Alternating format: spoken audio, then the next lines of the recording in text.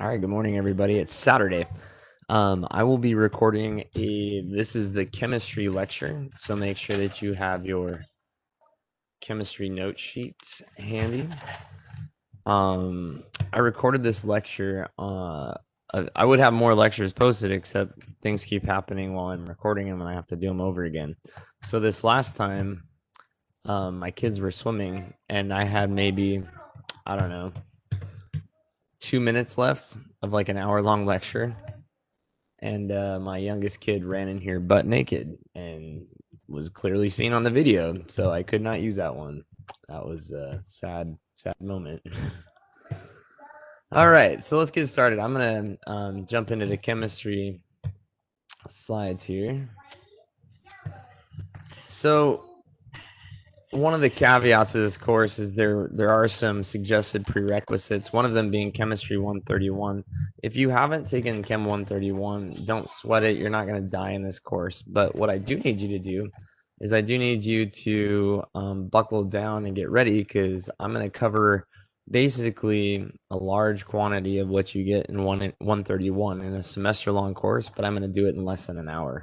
And so for those of you that are not familiar with chemistry, this is going to feel like it's coming at you fast and furious. It's not my intention to confuse or anything like that. I'm going to do the best just to sort of break it down into its fundamental components so that we're not spending too much time talking about stuff that is not going to be relevant for this course. But regardless, chemistry is chemistry, and it's abstract. It's something that you cannot see. It's not something you experience in your everyday life. And so sometimes grasping the concepts around these abstractions can be a little bit tricky. Many people have seen this before. This is the periodic table of elements. It was organized over 100 years ago, I believe, roughly circa 100 years ago, by a guy that had a dream. Like, he had been trying to figure out how we're going to arrange the elements into some sort of chart based on characteristics or shared characteristics. And this is exactly what he came up with, and it's pretty genius. And so one thing to remember is that we're going to start with the smallest unit of matter, and that would, at least the smallest indivisible unit of matter, which is the atom. And so what you have in the periodic table of elements is elements, or atoms. They're arranged based on the number of protons that are found in their nucleus. Now, I'm going to jump back and forth between these two images, but this is an image of this is the image of an atom, a basic diagram of. And so this is just a diagram of an atom, and an atom is broken into two parts. The central part is called the nucleus, which makes sense because that would be the central part of anything, is the nucleus. Inside of the nucleus, we find two subatomic particles. We find protons and we find neutrons. Protons are a positively charged subatomic particle. And the number of protons in the nucleus is what gives an element its identity and also its personality. Now, another thing that I want to talk about is sort of the ratio of protons to electrons. The number of protons that are found in the nucleus of an atom is going to be directly related to the number of electrons that are found in orbitals circulating the nucleus. The thing about electrons is that they're not like all on the same plane, or they're not on the same axis of rotation. Some of them are found closer to the center, closer to the nucleus, and these are called the inner orbitals of an atom. And then as you add or stack on orbitals, kind of like planets that go around a solar system or planets that go around a sun, is that you've got planets that go around the middle or the center that their rotation is faster. They complete a year quicker. And then as you move further and further away, you add more planets into your orbitals. And so the electrons in the solar system have many analogs, many parallels. Protons and neutrons, that are both found in the center of the atom in the nucleus, have essentially the same atomic mass, meaning they have about the same weight. The difference is that protons carry an overall positive charge, whereas neutrons don't carry any charge at all. And so because protons give you the identity of an atom, so any atom that has 6 protons in it is going to be a carbon atom. Now, a carbon atom can have more than or less than 6 neutrons. And what that would do is that would change the overall mass of the carbon atoms. So you can have carbon atoms with different masses or different weights, different masses or different weights. Um, and that's dependent on the number of neutrons. And so you can change the number of neutrons without changing the identity of the atom itself. It changes some of the characteristics and personality of the atom. So carbon-14 would be a good example. Carbon-14 still has 6 protons, but it has 8 neutrons, and so it decays over time.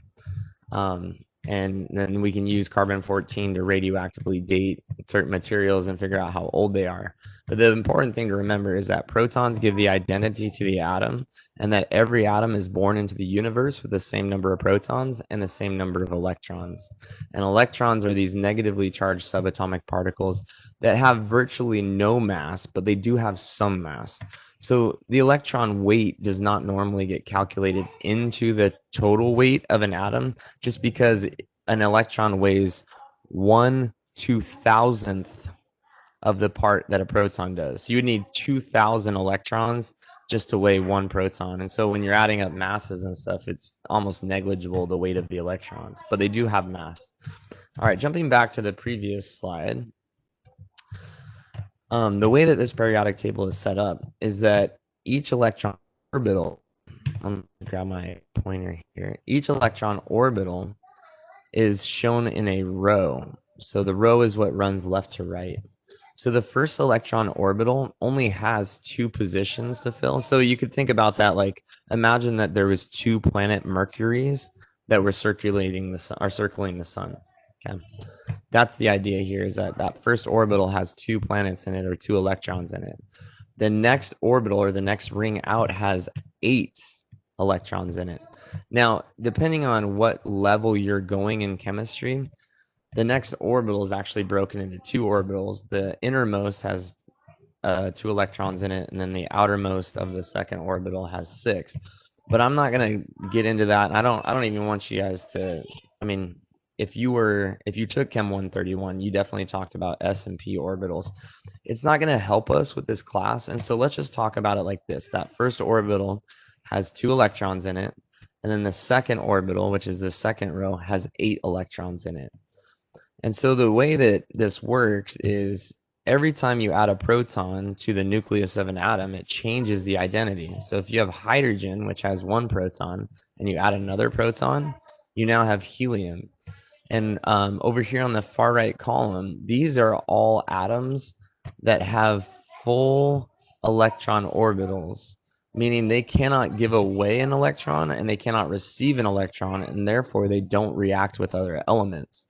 So helium is a great example, because if you remember, this first row can handle 2 electrons, and helium has 2 electrons and 2 protons. So helium is actually satisfied. Its only orbital is full.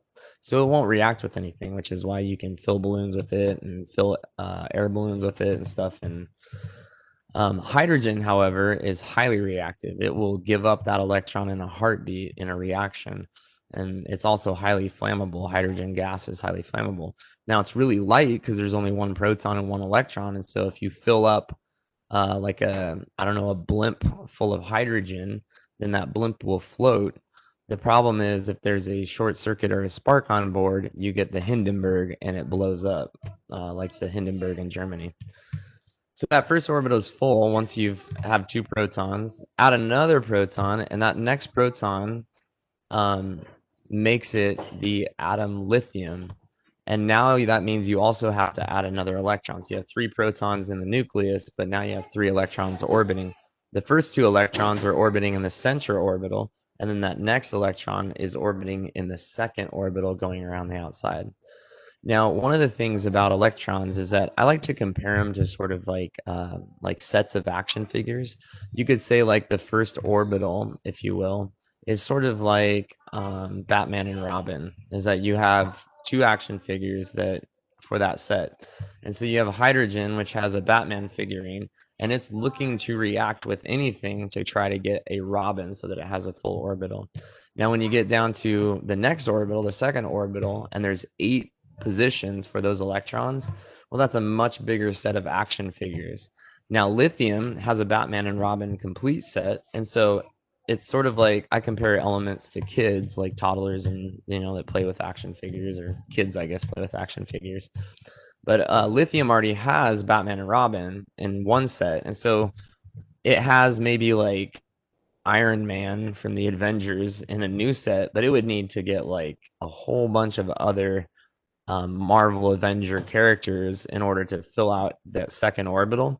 And it's not really worth it to that toddler, that kid, to go out and look for them. So it's much more willing to give up its Electron or give up its Iron Man action figure so that it can just play with its Batman and Robin one. But as you move from left to right, so as you get closer and closer to having that complete set of action figures, oh man, you better believe that these elements over here on this side, on the right side, are really looking to fill out their action figure sets. And so they have almost a different set of characteristics or a different set of personalities. As you get close to this corner here where flooring is, remember that over on this far column here, these are elements that have complete sets of action figures, so they don't play with anybody else. Why would they? They'd have to share. They don't want to share. And so Neon has a complete Avengers set. Argon has a complete Avengers set, a complete Batman set, and then let's see, what's another hero? DC Comics set, right? So you've got Avengers set of action figures complete for Neon. Neon also has the complete set of Batman action figures, Batman and Robin.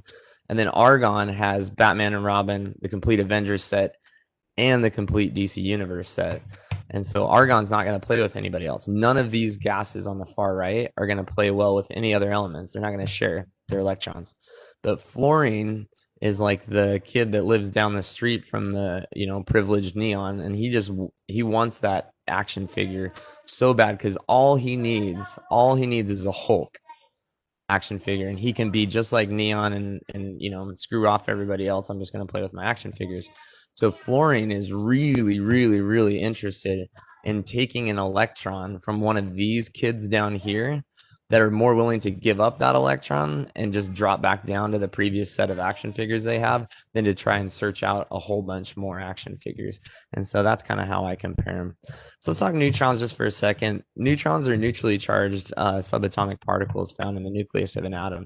Like I said, they change the overall weight of the atom, and so they make different isotopes like carbon-14 or carbon-12. And some isotopes radioactively decay. That's what we said for another science course. And I said electrons are negatively charged particles. When I say they have a spin up or down, it's a little more complex, and so don't really get wrapped up about that. That has to do with like the s and p orbitals. I won't talk any more about that, and I don't quiz you on it, and I don't test you on it. Each atom is born into the universe, same number of electrons and protons, although electrons can be donated or received based on how these elements interact together. Now, atoms, for the most part, prefer to have 8 valence electrons, unless you're in that first orbital. And so that's what we're looking at here with hydrogen and then helium, is that hydrogen has 1 electron and 1 proton. Helium has 2 protons and 2 electrons, but those 2 electrons on the innermost orbital makes helium happy because it's got its Batman and Robin action figures. And now when we go to the second orbital, now we're talking about those 8 valence electrons. Now what valence means is valence is the idea of activity. So valence is like freedom of movement. If you have 1 valence electron, that means you can make 1 move. If you have 4 valence electrons, you can make 4 moves. If you have 6 valence electrons, you can make 6 moves. You have 8 valence electrons, you're going to hold on to those. They're still considered valence electrons, but they're not going to interact with anybody once they've reached that complete set of 8. But when you have 7, like fluorine here, notice it just needs that 1 more electron, and it is more than happy to steal it from hydrogen. And I'm going to jump just a little bit ahead here. But when hydrogen loses its electron to an element like fluorine, and fluorine steals it and becomes a negatively charged ion, because think about it, if you have the same number of protons and the same number of electrons, you're a neutrally charged atom. When you have 1 extra electron, you're going to have an overall negative charge. You're going to have -1 in your charge category. So anyways, when fluorine steals that electron from hydrogen, which it will do when you drop it in water, hydrogen becomes just a single proton, and that solution becomes acidic. So if you've ever watched Breaking Bad, he uses hydrofluoric acid, right, to break down the body in the bathtub, but he's an idiot and he didn't use the polyethylene tub that, Walter White told him to use.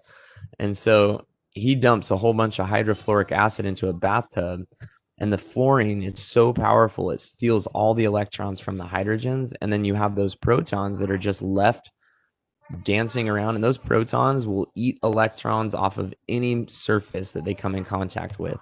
And so that especially is like a bathtub or something like that. And so that's why the hydrofluoric acid was so corrosive. I mean, it is so corrosive, and they used it in the movie to make a point about it. So anyways, atoms will interact with each other, and they will create play circles, is what I call them. And play circles is like bonds that take place. So when atoms bond to each other, like when carbon bonds to a hydrogen or carbon bonds to an oxygen, they form a little play circle. And I say that because they're sharing electrons. So carbon is entering into an agreement with hydrogen that, hey, you can play with my action figures some of the time, and I can play with your action figures some of the time, and then we're all happy. So consider this, right? If you look at carbon, and carbon has 4 valence electrons. Well, it needs 4 more valence electrons in order to have a set of 8. So it might take 4 hydrogens and say, hey, come play with me. And so you'll get CH4. And then there will be 8 electrons in that valence shell, but those 8 electrons are shared between carbon and 4 hydrogens. So you have a play circle with 5 atoms in it. They're all happy because in this play circle, there's a full set of Marvel Avengers action figures. And so that's essentially how covalent bonding works. It's about forming these play circles so that we have a complete set of action figures. That's how I like to look at it, and it helps it make sense. Let's talk real quick about just electron orbitals and electron energy. We're gonna see this not again until we get to photosynthesis, because photosynthesis is this idea that an electron can absorb energy from the sun. So it can absorb a photon's energy, like an electromagnetic radiation from the sun. And when it does, it can jump from like a low orbital to a higher orbital. So you can think about this, is that electrons, the further away from the center they get, the more unstable and the more high energy they become. And then as an electron can actually give off energy in the form of radiation, just like the sun, and drop back down in an orbital towards the nucleus. And we see this electron getting charged up and then electrons dropping down when we talk about photosynthesis. We also see it a little bit in metabolism too. All right, so we were talking about covalent bonding just for a second. And what we're using here is we're using an oxygen atom with a hydrogen atom. And so notice the oxygen has its Batman and Robin set in that first circle.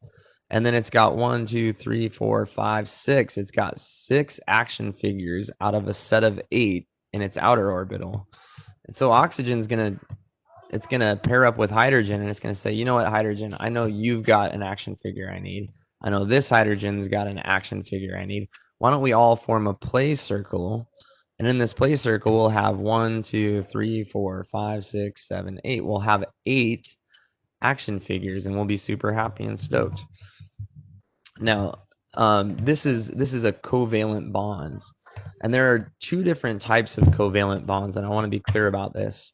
There's a non-polar covalent bond and a polar covalent bond. And I want to show you what that looks like when we get into electronegativity here in a second.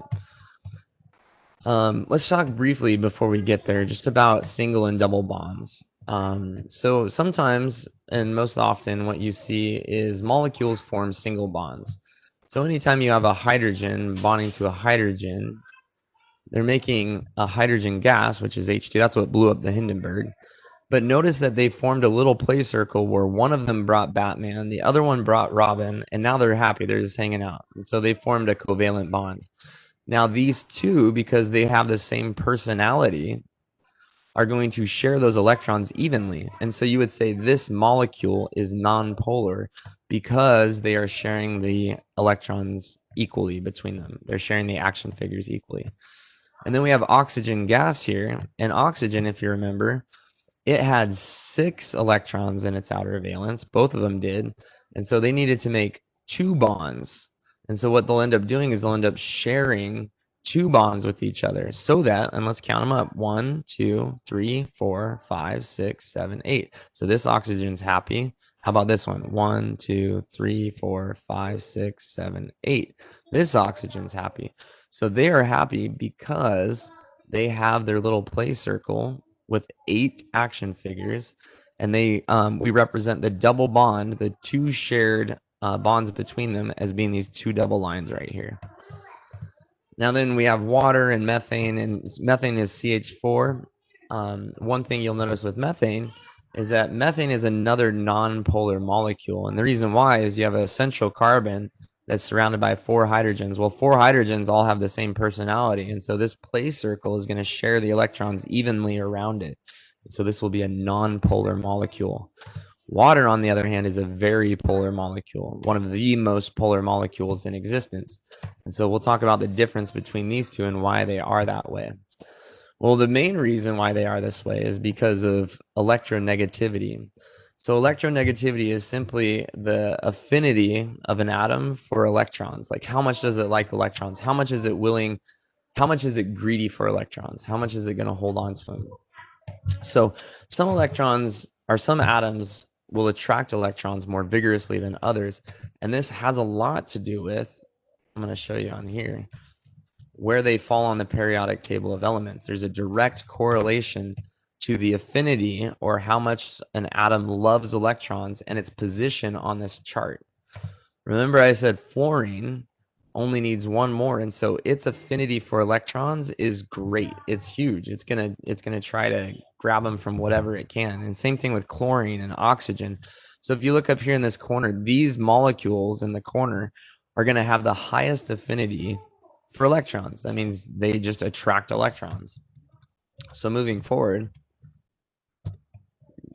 what ends up happening is when they form these place circles, these covalent bond place circles, is that the atom in that place circle that has the highest electronegativity is going to hog the action figures more often than it's going to share them.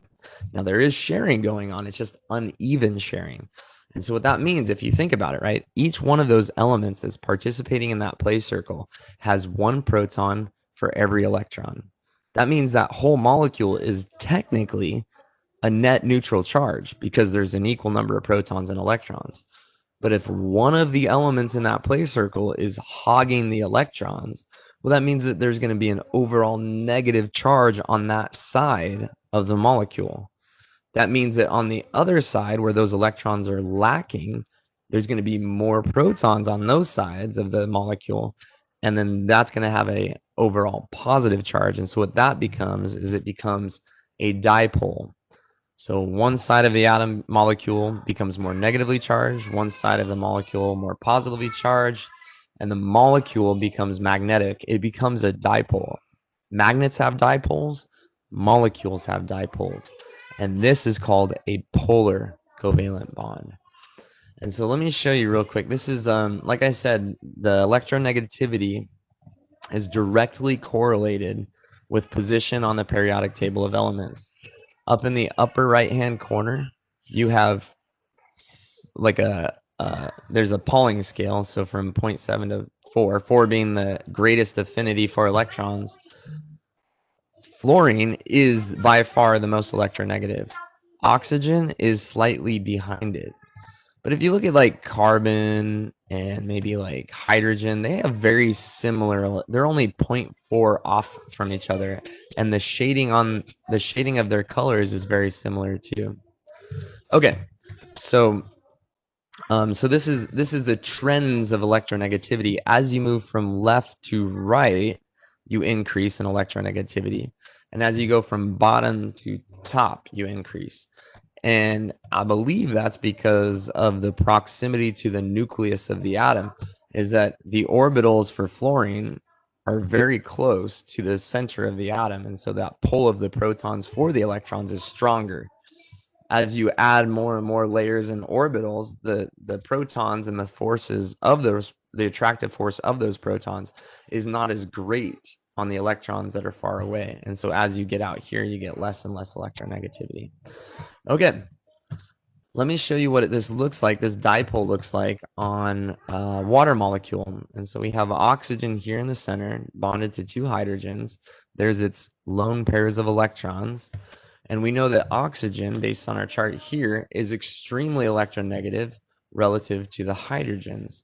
So notice the oxygen has this overall dipole here that is, I'm going to draw the dipole signal so you guys can see it.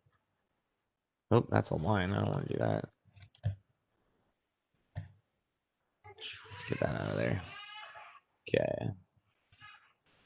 So this is a symbol for dipole. So that's a negatively charged part of the molecule, or negative part of the magnet. And then over here we have the positive ends like that. And so you have an overall negative charge. So the electrons are moving towards oxygen. And out here you just have that proton in space. And so that's why there's a positive end to the water molecule and a negative end. And so we consider water to be incredibly electronegative, or water to be incredibly polar.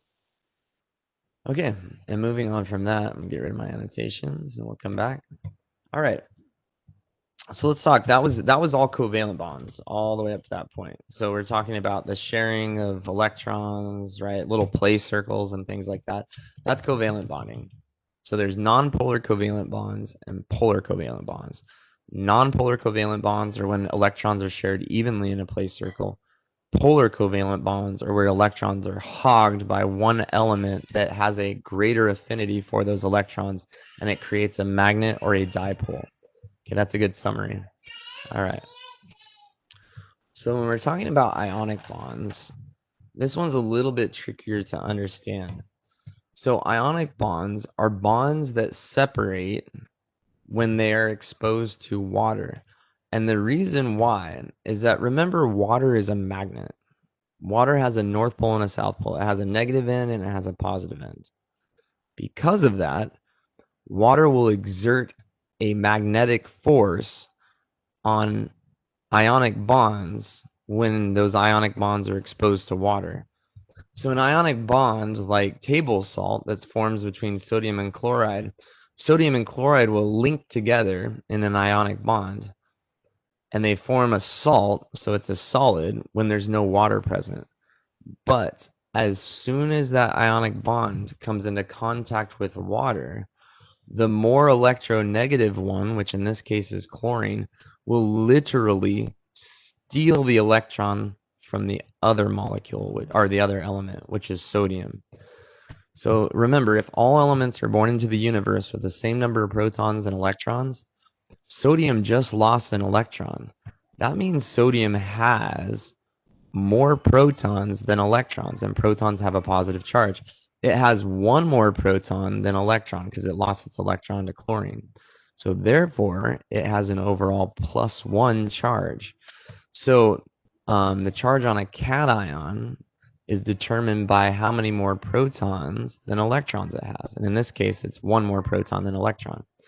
Conversely, the more electronegative, the element that loves electrons more, that stole the electron from the other one, now has one extra electron.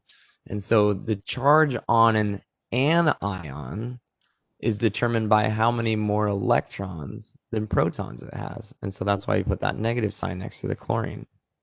And that's how an ionic bond works.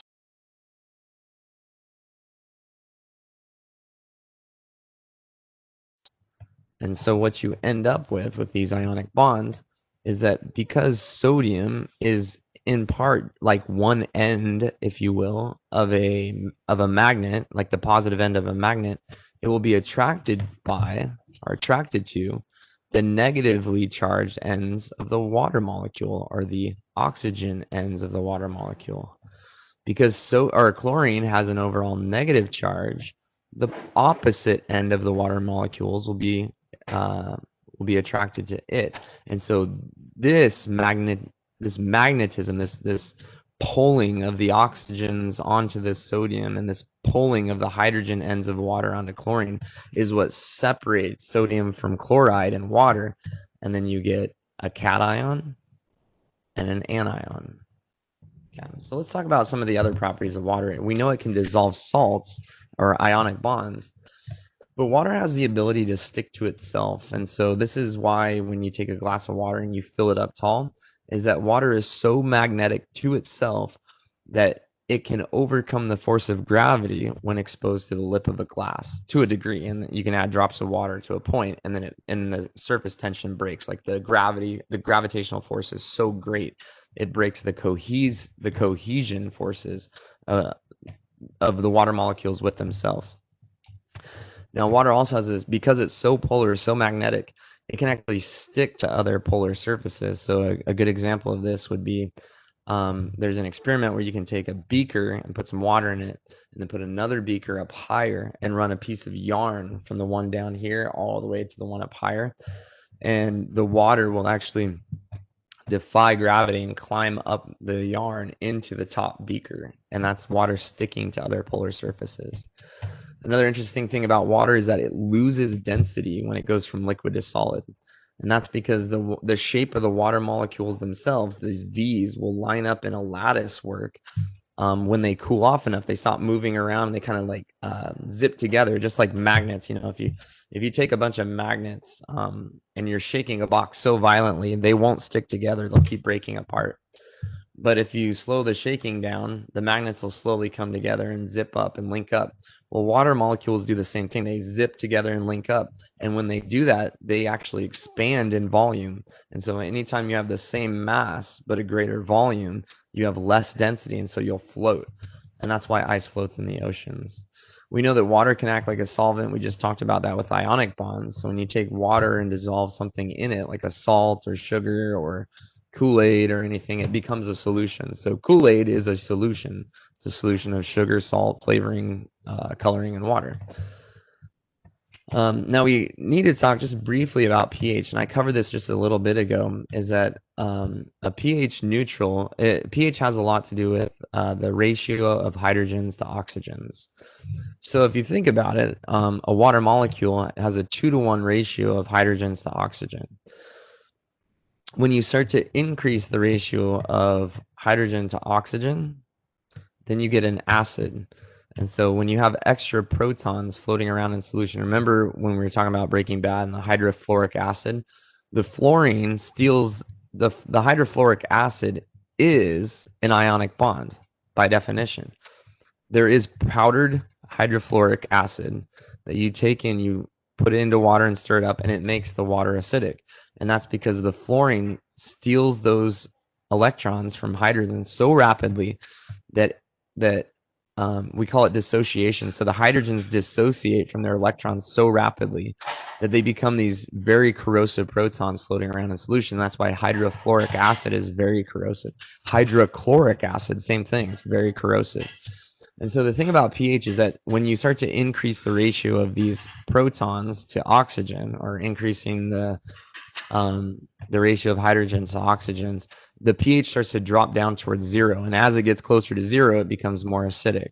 And that's the part that's confusing, is it's like the less your pH, the higher your acidity. But that's just kind of something you have to like conceptually remember. Conversely, to get a base, you have more OHs floating around in solution. And so what that would do is that would increase the ratio of oxygen to hydrogen.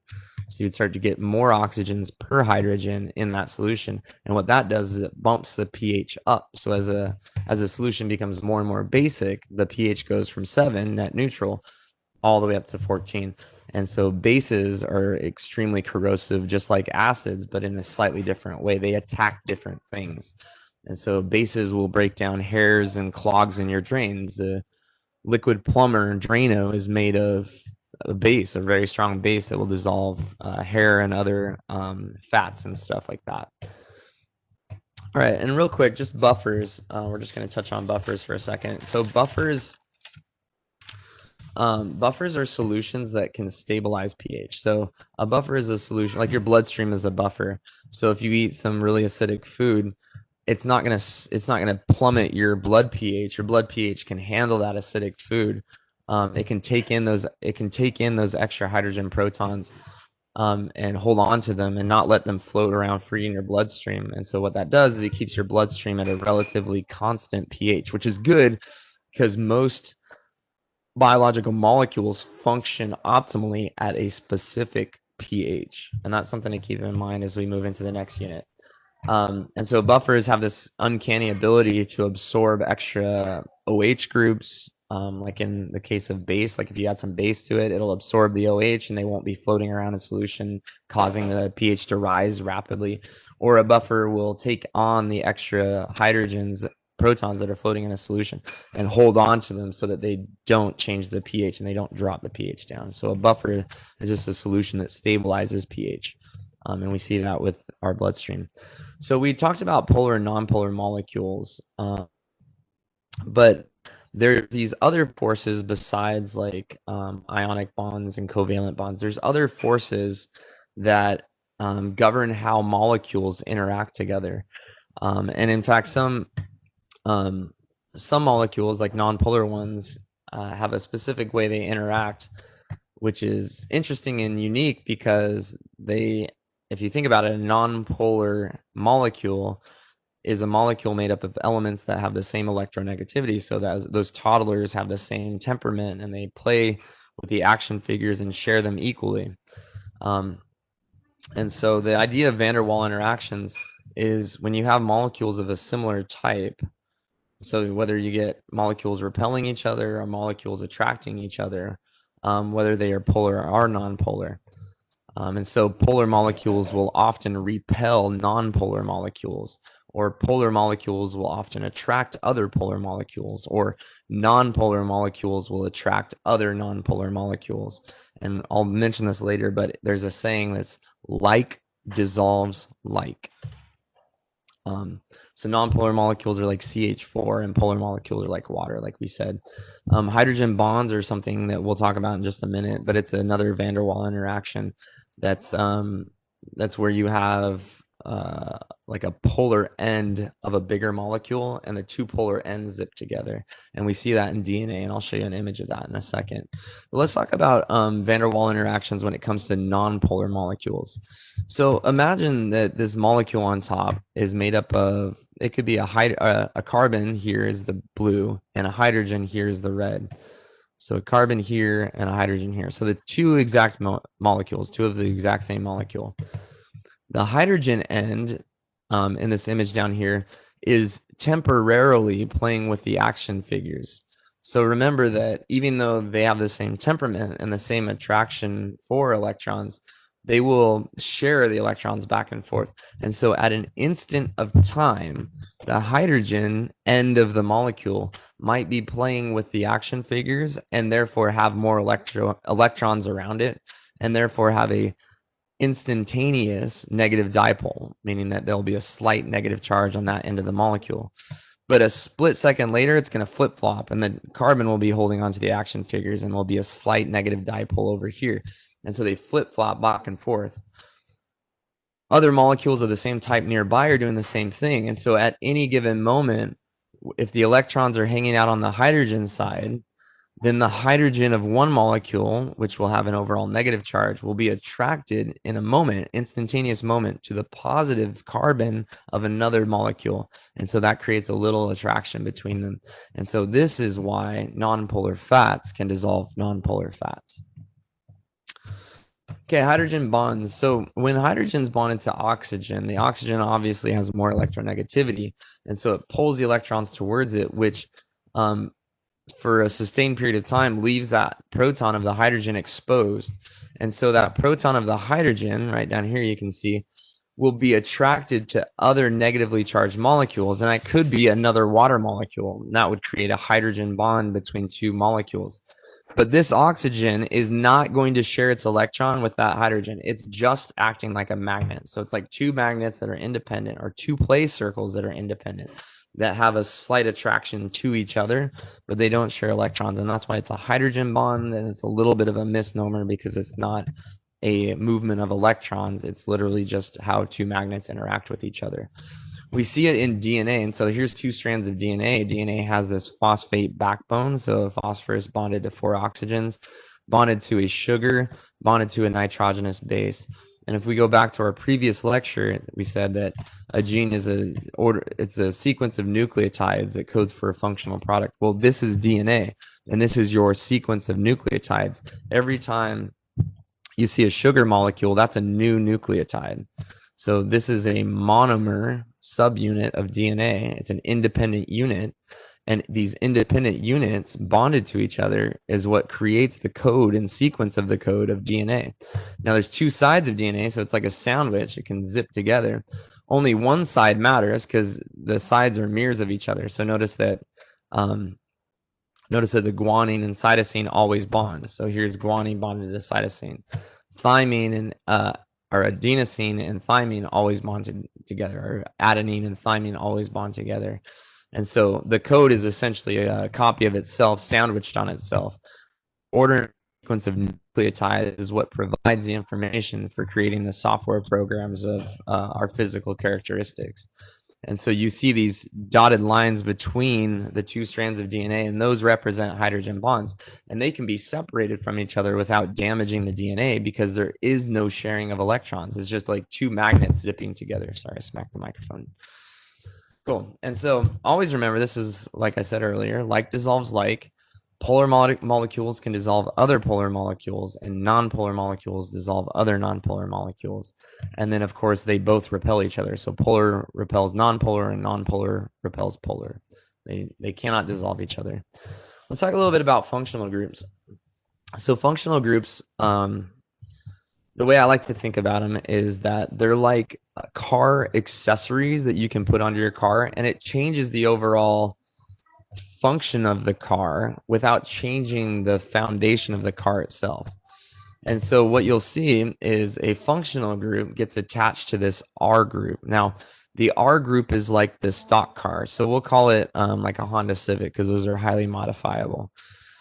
So the R group represents like a Honda Civic. The amino functional group, which is a nitrogen bonded to 2 hydrogens, the amino group can get tacked onto that Honda Civic like a spoiler. So it's just like putting a spoiler on a Honda Civic. Makes it 0.2 miles an hour faster at top speeds. And then there's some properties of an amino group. Because a nitrogen has an extra pair of lone electrons, like it has remember oxygen had that in water, the lone electron pair, that it can weakly accept H pluses. So it can take like a proton, and the proton will come over and kind of hang out and bond to it, and it will look like NH3. And we'll talk about that when we get to amino acids in our biomolecules lecture. You got carbonyl groups, which is a carbon double bonded to an oxygen sandwiched between 2 Honda Civics. Or an aldehyde would be another example. It would be a carbon double bonded to an oxygen, single bonded to a hydrogen, and then bonded to a Honda Civic. We've got carboxyl groups. I want you to know that one for sure. So here it is. Here's your muffler that you can attach onto the Honda Civic. And the muffler is slightly acidic, meaning that this hydrogen right here, depending on the solution it's dropped into, will oftentimes pop off and just make that solution more acidic. Because remember, anytime you got free protons floating in a solution, it becomes more acidic. And so this acts like an acid. So check this out. When you get into amino acids, right, that's where we see them. See how it says amino acids here and here? An amino acid is simply this carboxyl group right here, and this amino group bonded to the same R group. So it's an amino acid. So here's the acid, here's the amino acid. Hydroxyl, important to know, OH groups, we see them on alcohols, we see them in carbohydrates a lot. And you can see that the carboxyl group itself is made up of a hydroxyl group and a carbonyl group together. So these all kind of relate, and they're all sort of these additions that you can put on a car. A methyl group, I definitely want you to know that. So here's your Honda Civic, and then the methyl group is a CH3, or carbon bonded to 3 hydrogens, and that can change the function of the Honda Civic. And then another one we see a lot of is a phosphate group. And so we see that phosphate group. Remember how I said in DNA, it's the phosphate backbone connects them together. We see phosphates in ATP, something that we'll study a lot. And then phospholipids, like our cell membranes, are made out of these phospholipids. So the R group is the lipid, and then the phosphate is what's sticking out of it. Sulfate, we won't talk too much about those, but just know that there's a whole crap load of other accessories that you can stick onto carbon molecules or stick onto your Honda Civics that change the function of those Honda Civics. And we are not going to talk about those. All right, we're on to the final part of this where we talk about monomers and polymers.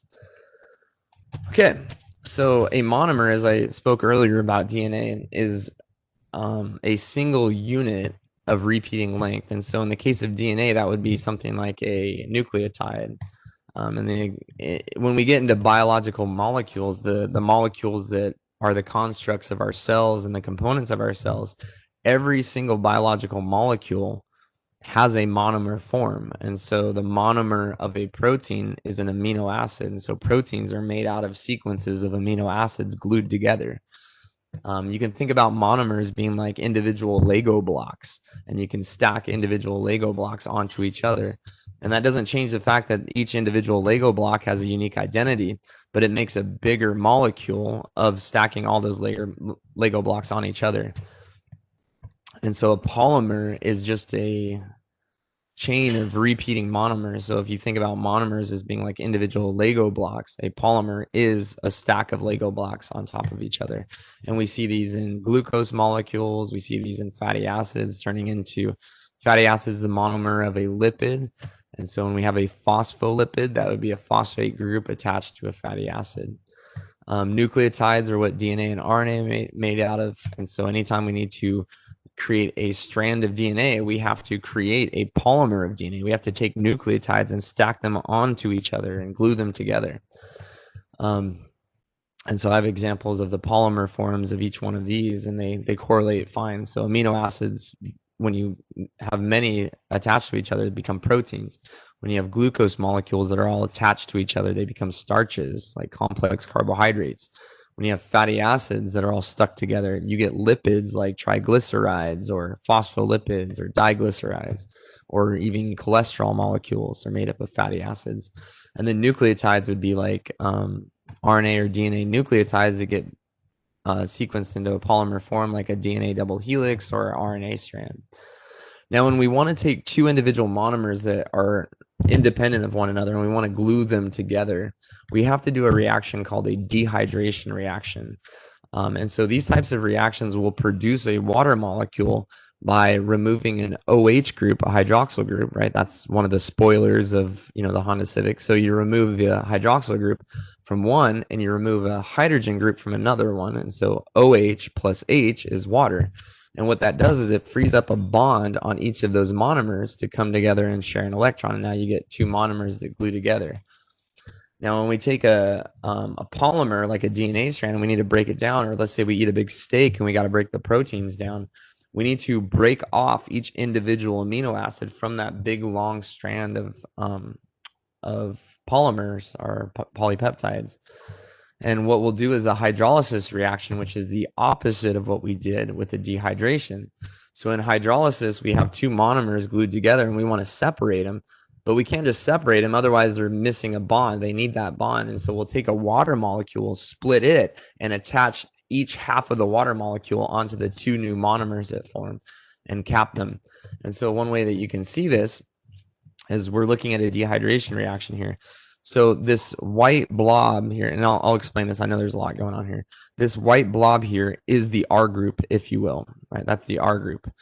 And this could represent maybe two nucleotides that we want to glue together.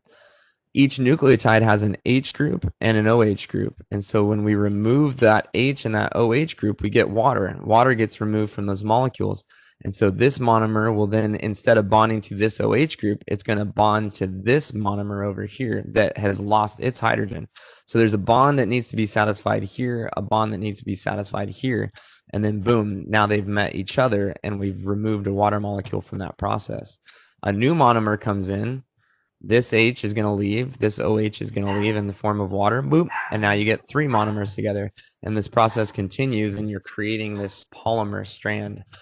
Now, this requires energy. So this is considered endergonic or anabolic. So you think anabolic steroids helps you build muscle. So anabolic reactions are a building reaction, and you can't build things without energy. And so endergonic means it requires the input of energy from an outside source like an enzyme or an ATP molecule to complete this.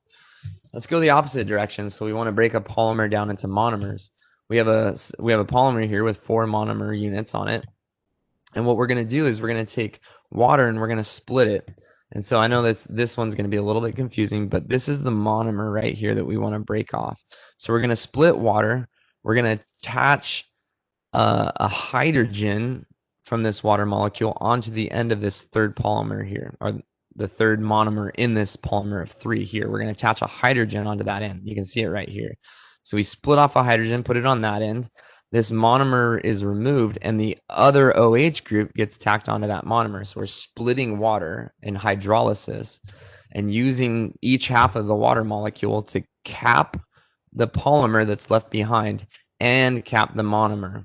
So we're capping the polymer, capping the monomer, and then the monomer can leave and all bonds are satisfied. And so we do that again here. We're going to remove this monomer, split water, attach an OH group from the water onto this molecule. Bloop, there you go. And then attach the hydrogen onto this end. And then we do it again. Now you're back down to your monomer forms. Now this is exergonic. So this actually releases energy. This is catabolic. It breaks things down. So you have anabolic builds, endergonic builds. Endergonic requires energy. Exergonic is like the release of energy. And this actually makes sense because when we eat food, we're eating food in its polymer form. It's got mass. You're not eating a bunch of carbon atoms. You're eating a bunch of like complex sugar molecules when you eat an apple. And so you have to break those sugar molecules down. Well, if it costs energy to do that, if it's a net loss of energy, well, then we wouldn't ever eat and we wouldn't even exist. So the fact that we can gain energy from breaking things down is good. I mean, that's how metabolism works. And so exergonic means it releases energy. That energy that's released, we'll study in module 2, can be captured by the body and then used for other various purposes. And so this is exergonic or catabolic. It breaks things down. And so let me just give you a quick summary. That wraps everything up. So quick summary is that atoms are the smallest unit of divisible matter. They bond together to form molecules. When they bond together, they form a covalent bond. There's 2 types of covalent bonds. There's polar covalent bonds, and then there's non-polar covalent bonds.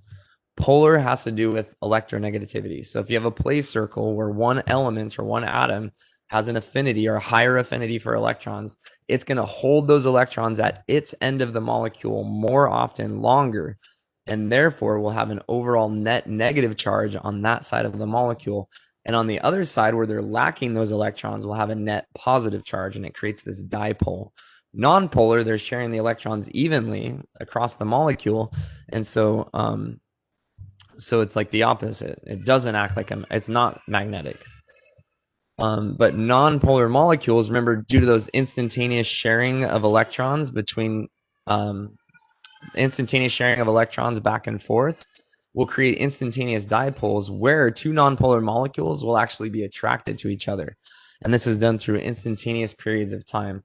Now, when you have that instantaneous change mixing with like a polar molecule where the change is constant, they don't like each other and they will repel each other. And so like dissolves like.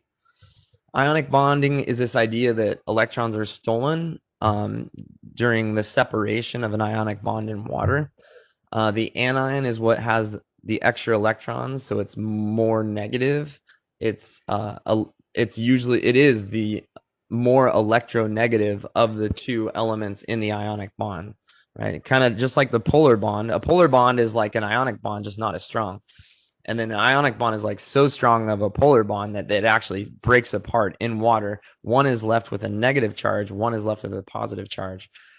How many extra electrons you have over protons determines the charge on the anion. On the cation, the opposite. it's missing the electron. It got it stolen. So it's got more protons than electrons. So it has a slight positive charge. Water has many additional properties like pH, or like water has properties like pH, cohesion, adhesion. It expands when it freezes. It can act like a solvent, dissolve things. We know functional groups are like these little attachments that can be added onto a bigger molecule and change its function and personality. We know that a dehydration reaction will take two monomers, we suck water out of them, and they will glue together.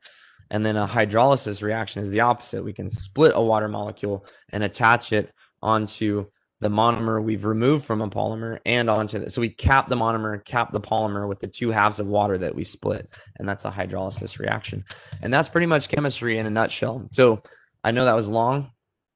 I know it's complicated for sure. Maybe listen to this lecture twice.